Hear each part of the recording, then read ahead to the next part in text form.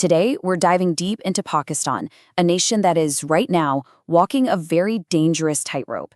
We're going to connect the dots between a shocking rebel attack, a secret military deal, and some intense geopolitical pressure. It's a high-stakes story, and it's all unfolding as we speak. So, what just happened off the coast of Pakistan is a really big deal. For the first time ever, Baloch rebels have taken their fight to the sea. Now, this is a totally unprecedented move, and it has sent massive shockwaves through the entire region. Let's break down why this is such a game changer. All right, so we've got this new front opening up at sea, but to really get why this is such a huge development, we first have to look at the group behind it and see how they've just completely flipped the script on their own strategy. Make no mistake, this wasn't some random act of piracy. This was a calculated, deadly strike by the Baluchistan Liberation Army, or BLA. They ambushed a Pakistani Coast Guard vessel near the super-strategic town of Javani. They killed several soldiers, and then, and this is key, they released video of the whole thing to prove they now have this brand new capability at sea. And this is where things get really interesting, because this attack represents a major strategic shift. You see, for years, the BLA was known for its land-based attacks, hitting military convoys or blowing up infrastructure like the Jaffa Express train. By opening up a naval front, they are making a radical change, and they're directly challenging Pakistan's control over its own coastline. Now think about what this means for Pakistan's military. The Navy's main job has pretty much always been to counter the Indian Navy. That was their focus.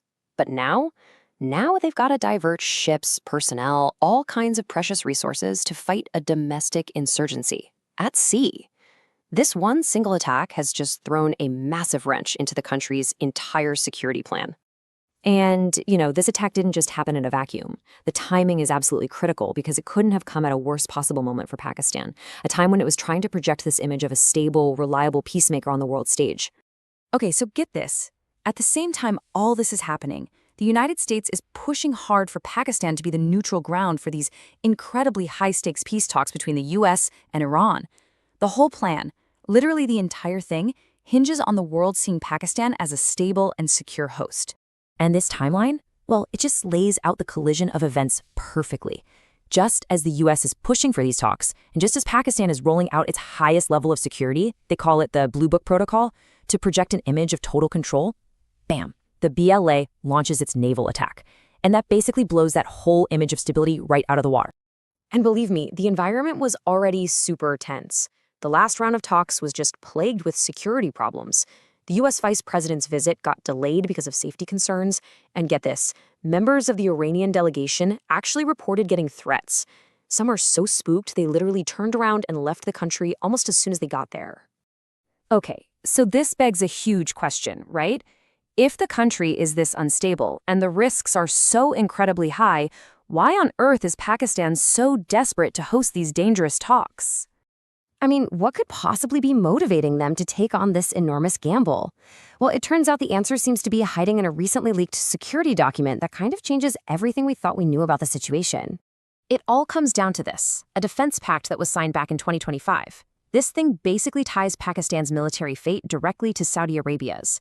The deal is simple, but its implications are massive. An attack on Saudi Arabia will be considered an attack on Pakistan, period. And here's the kicker. According to this leaked document, this pact, it's not just a piece of paper sitting in a drawer anymore. It has been secretly activated. This isn't some what-if scenario for the future. This is happening right now. And this isn't just talk either. The proof is already on the tarmac. We're seeing Pakistani military aircraft and forces landing at King Abdulaziz Air Base in Saudi Arabia, with the official reason being to boost operational readiness. In other words, Pakistan is already moving its chess pieces into place, all as part of this secret deal. So now the whole picture starts to come into focus, doesn't it? Pakistan isn't just being asked to host peace talks, it's being pushed and pulled by these powerful military obligations and by a very clever financial squeeze. I mean, this is just a classic good cop, bad cop geopolitical play. First, the UAE comes in as the bad cop and suddenly demands that Pakistan repay a $3 billion loan, like right now. Then, Saudi Arabia swoops in as the good cop, offering a brand new $3 billion loan to save the day. And of course, in doing so, they deepen Pakistan's financial and military debt to them. $3 billion. That's the price tag for this maneuver. And that's not just a loan. That's leverage. It's a financial chess move that's designed to leave Pakistan with very, very few options and almost no room to say no. So when you add it all up, the secret pact, the immense financial pressure, the result is that Pakistan is being pushed inch by inch right to the brink of a direct conflict with its neighbor, Iran. And that brings us right to this very moment. Everything we've talked about, the BLA attack, the peace talks, the secret pact, it's all coming together right now, putting Pakistan at a truly historic crossroads. And the stakes? They could not be higher. If these peace talks fall apart, the pressure on Pakistan could become just unbearable. It might be forced by its obligations to basically hand over the keys to its own Balochistan province, turning it into a launchpad for military action against Iran.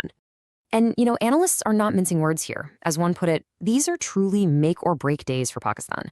The decisions they make in the coming weeks, or the decisions that are forced on them, will absolutely define the country's future for decades to come.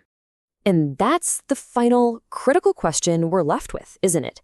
Is Pakistan managing to play the role of a key regional peacemaker, or is it being expertly maneuvered into the role of a pawn, one that's about to be sacrificed in a much, much larger conflict? Right now, its future is hanging